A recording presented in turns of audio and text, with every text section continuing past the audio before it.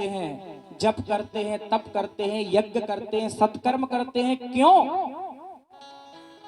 क्यों करते हैं आप?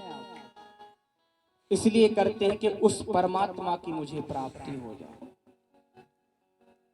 और यदि पूजा करने के बाद, यज्ञ करने के बाद, सत्संग करने के बाद आपका प्रेम उस परमात्मा से नहीं हुआ है तो इतना करा हुआ आपका सब बेकार हो गया।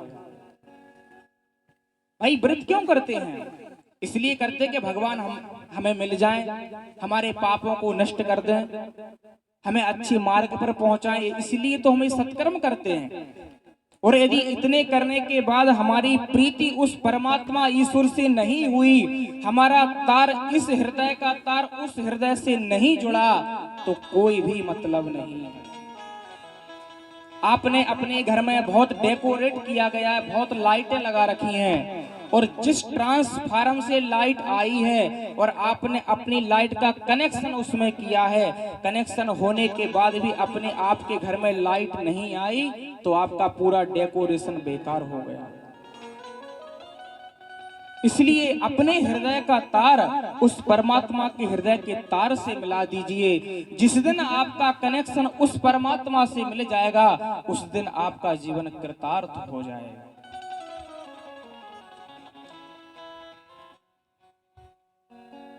मानव तन मिला है हमें, हम अपने घर बना रहे हैं, बच्चों को पाल रहे हैं, पोषण कर रहे हैं, क्या यही सब करने के लिए हमें मानव तन की प्राप्ति हुई है?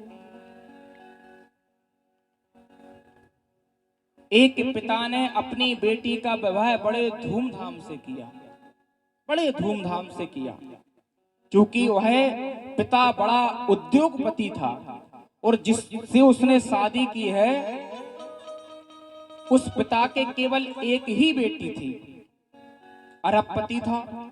जिस लड़के से उसने विवाह अपनी बेटी का संबंध तय किया है, हजारों करोड़ रुपए देने का उसने वादा कर दिया। बड़ी धूमधाम से उसने अपनी बेटी का विवाह किया, हजारों करोड़ रुपए उसने अपनी बेटी के विवाह में पैसे खर्च किए। जितने भी बाराती आए उनको बड़ा धूमधाम से उनका सत्कार स्वागत किया गया। जब पूरा विवाह हो गया, विवाह होने के बाद पता चला है कि जिस बेटी के साथ उस पुरुष का विवाह हुआ है वह बेटी अपने पति से प्रेम ही नहीं करती है। उसका पति उसकी बेटी से प्रेम ही नहीं करता है। तो क्या आप बताइए, करोड़ों रुपए खर्च करना साकार हुआ या नहीं हुआ?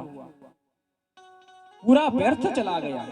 ये पैसा क्यों खर्च किया गया था? जिससे कि बेटी वहां जाकर खुशहाल रह सके, उसका पति खुश रहे, प्रसन्न रहे, और पति अपनी पत्नी को प्रेम करे और पत्नी अपने पति को प्रेम करे। इतनी सब करने के लिए इतने करोड़ों रुपए खर्च किए गए और बाद में पता चला कि जिस बेटी ने अपने पति को अपना पति माना ही नहीं है, उससे प्रेम ही नहीं किया है। उसी प्रकार यदि हमें मानव तन प्राप्त मिला है और मानव तन प्राप्त करने के बाद हमारा परमात्मा से कनेक्शन नहीं जुड़ा है तो जितना भी हमने परिश्रम किया था वो सारा व्यर्थ का व्यर्थ चला जाएगा। इसलिए हमें जागना है।